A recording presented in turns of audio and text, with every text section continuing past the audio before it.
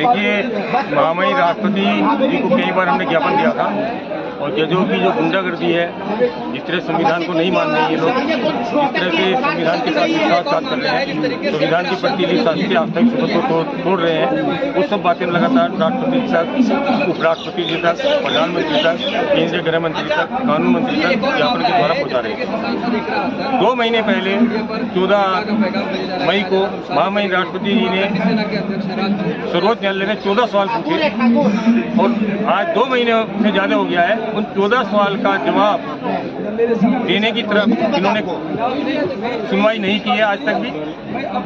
तो महामहिम राष्ट्रपति जान गए थे कि ये बेईमानी कर रहे हैं, कानून और संविधान का उल्लंघन कर रहे हैं। जिस तरह से इन्होंने राज्यपाल के कार्यों में हस्तक्षेप किया कि जबकि संविधान कहता है कि राज्यपाल का निर्णय अंतिम होगा, इसको किसी न्यायालय में चुनौती नहीं दी जा सकती, क्योंकि ये बैठे हैं सबके बाप बनने की कोशिश कर रहे हैं, संविधान को मानते नहीं है, झूठी शपथ लेते हैं संविधान पर हाथ रखकर। तो महामहिम राष्ट्रपति ने उनसे 14 सवाल पूछे हैं और इन 14 सवाल में जवाब आज तक इन्होंने नहीं दिया है। 2 महीने से ज़्यादा हो गए हैं। तो हमारा आज जंतर मंतर पर जो प्रदर्शन करने का लक्ष्य है वो है कि ये 14 सवालों के जल्दी से जल्दी जवाब दें। हमने उन 14 सवालों के जवाब ए पी सिंह जी के साथ जो वरिष्ठ वकील हैं खोजे हैं और मैं तैयार करके लाए हैं और आज सरकार को 14 सवालों के जवाब भेजेंगे। जवाब एक ही होता है, उस जवाब को ये बदल नहीं सकते। उन जवाबों से पता चलता है कि ये सरासर बेईमानी कर रहे हैं, भारतीय संविधान को नहीं मानते हैं, कानून को नहीं मानते हैं।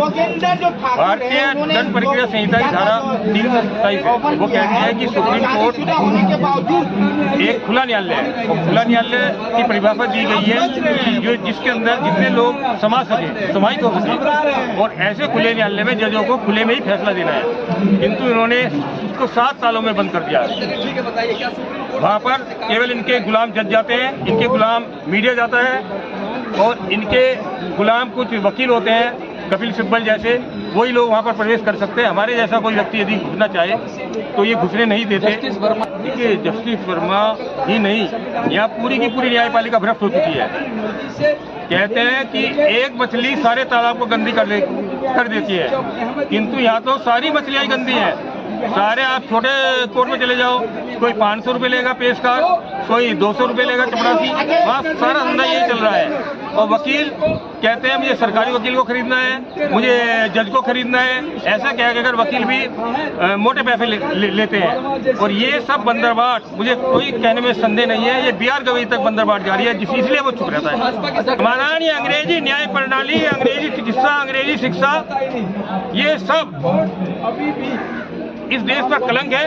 जब हमें आज़ादी मिल गई तो हमारी शिक्षा होनी चाहिए, हमारी चिकित्सा होनी चाहिए और हमारी ही न्याय व्यवस्था होनी चाहिए। आज से पहले न्याय मिलता था, पंचायतें बैठती थी गांव में, कहीं सुप्रीम कोर्ट, हाई कोर्ट नहीं थी और लोगों को न्याय मिलता था, वह पंचायत बैठती थी। यहाँ कोई पंचायत नहीं बैठती, यहाँ तो कुछ लोग धींगा मुक्ति चल रही है, पर्दे के पीछे सुनवाई खुले में नहीं करते हैं। ज्यूरी की कंसेप्ट तो है ना, ज्यूरी बैठती है, बेंच बैठती है 5 जजों के साथ जज। आप देख तो लिया कि अभी दिल्ली हाई कोर्ट में एक जज और पकड़ा गया, वो 1-1 करोड़ रुपए लेकर, एक यहाँ पर राजीव हवनी कोर्ट में एक जज पकड़ी गई, वो क्या नाम 1-1 करोड़ रुपए लेकर जमानत दे रही थी। यहाँ न्याय बिक चुका है, वहाँ शासन प्रशासन सब खत्म हो चुका है। शासन का कर्तव्य है न्याय देना और शांति व्यवस्था बनाए रखना। ये पूरी की पूरी न्यायपालिका सुप्रीम कोर्ट में ताला लगना चाहिए, हाई कोर्ट में ताला लगना चाहिए। हमारी जो पंचायत प्रणाली है सरकार को उसी लागू करना चाहिए। आज 5 करोड़ लोग लाइन में लगे बैठे हैं, केस है, उनके साथ कितने वकील हैं और कितने लोग अपना काम छोड़ के घर बाहर बेच के ये कर रहे हैं। और ये पूरी की पूरी न्याय व्यवस्था अन्याय हो चुकी है। मेरे जैसा कोई व्यक्ति जब इसके सुधारने के लिए कदम उठाता है, कहता है कि दिवाली के पटाखों पर तुम गलत रोक लगा रहे हो, दिवाली के पटाखों से वायु प्रदूषण नहीं बल्कि वायु शुद्ध होती है, तो इनको चिंगारी लग जाती है। जब मैं जजों की नियुक्ति के बारे में जब मैंने याचिका लगाई, दीपक मिश्रा की नियुक्ति को गलत ठहरा, तो मेरी याचिका की सुनवाई जगदीश सिंह और चंद्रचूड़ ने की और इन्होंने मेरे ऊपर 20 लाख का, 10 लाख का स्वामी ओमनी पर और 10 लाख का मुझ पर जुर्माना लगाया। जबकि केवल जुर्माना तभी लगाया जा सकता है या तो याचिका तुच्छ हो या तंग करने वाली है, विलंब करने की वजह से। यह संविधान के अनुच्छेद 145 कहता है, किंतु क्योंकि अन्यायी है, संविधान को नहीं मानते, बोले तुम्हारी याचिका पब्लिसिटी स्टैंड है। स्वामी ओम जी ने कहा मेरे तो 34 करोड़ लोग मुझे जानते, मुझे पब्लिसिटी की जरूरत नहीं है, किंतु हमारे ऊपर 10 लाख का जुर्माना लगा दिया। उसकी रिव्यू पेटिशन हमने दाखिल की, दिवाली के पटाखों के समर्थन में वे पेटिशन दाखिल की, क्योंकि उनका जवाब इनके पास नहीं था। इसलिए इन्होंने मुझे एक झूठे आरोप में जेल भेज दिया, 14 महीने तक मुझे जेल भेजा। मेरी सारी याचिकाएं ध्वस्त कर दी। अरे वर्मा की क्या हैसियत है जसवंत वर्मा की? राष्ट्रपति एक बार वर्मा को और गवाही को तलब कर लेता, उनका पैसा निकल जाता। हमारा भी कोई कर्मचारी गलती करता है तो उसको फटकारते हैं, एक बार बुला लेते हैं कि आजा जरा दिल्ली ऑफिस आ जा, उनका पैसा निकल जाता है। इसको तो मुर्गा बना लिया जाता, उतरैया इसका फाइलें वापस ले ली जाए जसवंत वर्मा की, इसका तो पैसा निकल जाता है। और जितनी भी न्यायपालिका है इन सबका को एक बार तलब तो करो। कर क्या रहे हो न्यायपालिका बैठ कर? तुम राज्यपाल पर उंगली उठा रहे हो। जबकि संविधान का अनुच्छेद 200 कहता है कि राज्यपाल के ने जो निर्णय लिया है वो अंतिम होगा, उस पर कोई न्यायपालिका में सवाल नहीं उठा सकता है। अब राष्ट्रपति ने जो सवाल किए हैं इनसे इनका पैसा निकल रहा है। आज 2 महीने से ज्यादा हो गए, इसका जवाब भी देते बन रहा है, और जिस दिन जवाब दे देंगे इन सारे के सारे जजों को त्याग कर देना पड़ेगा। सर एक सवाल, लखनऊ की कोर्ट में राहुल गांधी जी की पेशी होती है, जज साहब उनको जमानत दे देते हैं और साथ में सेल्फी भी खिंचवाते हैं, वो सेल्फी वायरल होती है। क्या ये हमारे देश की कानून व्यवस्था पे काला धब्बा है या नहीं कि एक जज एक जो जिस पर आरोप है उसकी सुनवाई करते हुए उसे जमानत दे तो उसकी सेल्फी खींचते हैं? क्या जज को ये करना चाहिए न्याय की कुर्सी पर? सारे जज कांग्रेस से निकले, अब बेचारे उनका इतना बड़ा नेता उनकी कोर्ट में आया है तो सेल्फी लेने के बेचारे क्या करेंगे? ये सारे के सारे जज भ्रष्ट हैं, बेईमान हैं।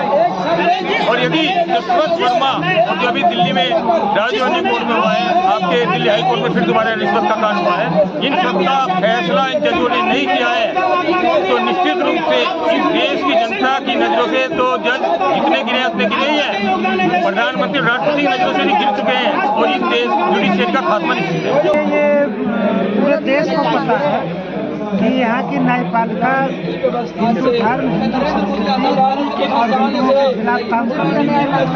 इन पर वामपंथ और जो ईसाई मिशनरी है वो हावी है और उससे प्रभावित होकर हम लगातार देख रहे हैं कि इनके निर्णयों से भारतीय संस्कृति और हिंदू धर्म पर कुठाराघात होता है। जब दीपावली का समय आता है तो ये पटाखों पर रोक लगा देते हैं, जब होली का समय आता है तो ये पानी कम खर्च करने के